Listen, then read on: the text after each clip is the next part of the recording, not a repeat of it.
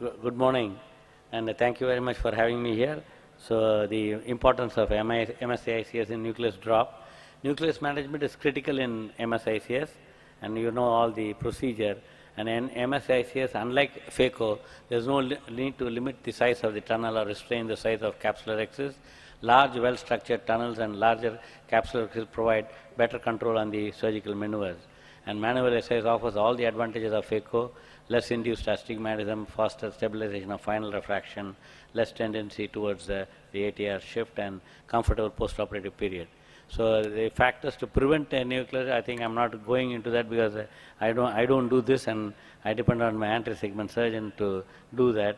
So I am just my suggestion to the anterior segment surgeon when you're doing MSICS, keep calm and don't panic. And that's why I tell everybody that you have to anticipate the complications and be prepared rather than becoming panicky. And I think best is to learn to be cool.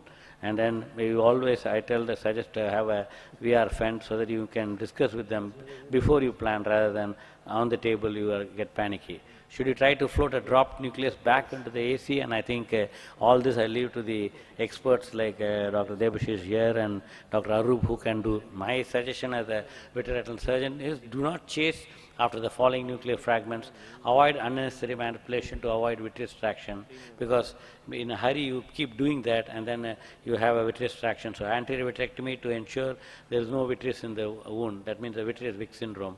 And you leave little vitreous, it will produce a vitreoretinal traction and produce retinal detachment in the later run.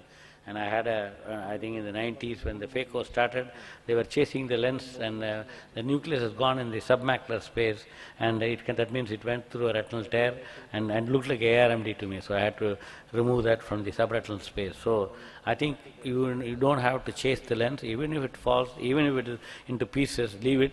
Talk to the vitreoretinal surgeon, control the inflammation, control the pressure, and then we can do a good surgery and retain good capsular support, safely emulsify within the vitreous cavity. That's again to the vitreoretinal surgeon.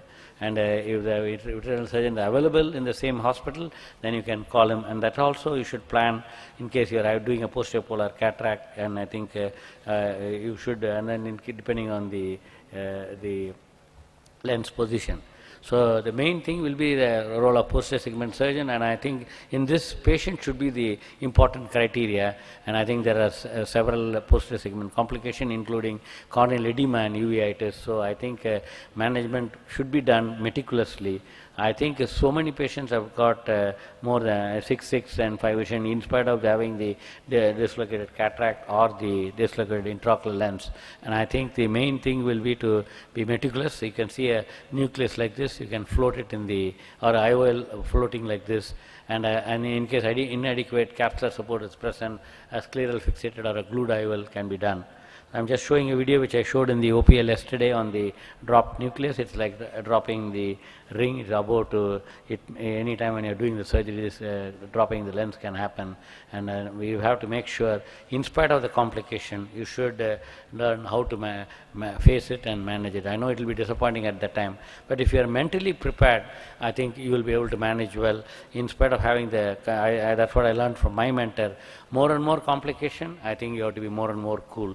That time no point in losing the temper and then making already you are nervous and making the entire staff nervous. So the main thing is you leave it to the vitreoretinal surgeon. You can see here the nucleus is now being like using the cutter. I am doing the cutting the nucleus and removing, depending on how hard the lens is. If it is hard, then you have to use the phacofragmentome, which will preferably used in the midvitreous cavity.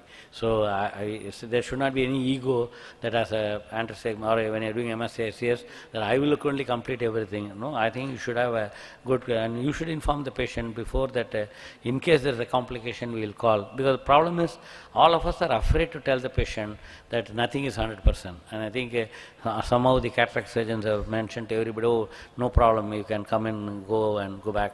And in the Western world they tell, I said, I learned it from Dr. C.S. Rashmi, in whose name the award. He says it's a lifetime surgery.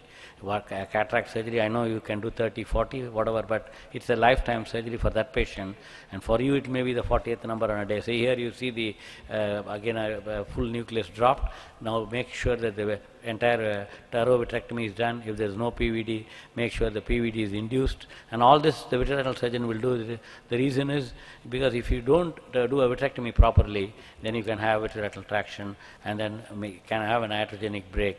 So I think that you have to protect the retina, so we can use the perfluorocarbon liquid and make sure that the perfluorocarbon liquid is injected beneath the nucleus so that the nucleus can float up, so that there is no trauma to the eye. I think the tissue care we have to learn as whatever surgeon you are in the eye, and I think it's very important. And I remember when I came from Madras to Bombay, I think Amalya Saul has come to my OT, even in Bombay hospital.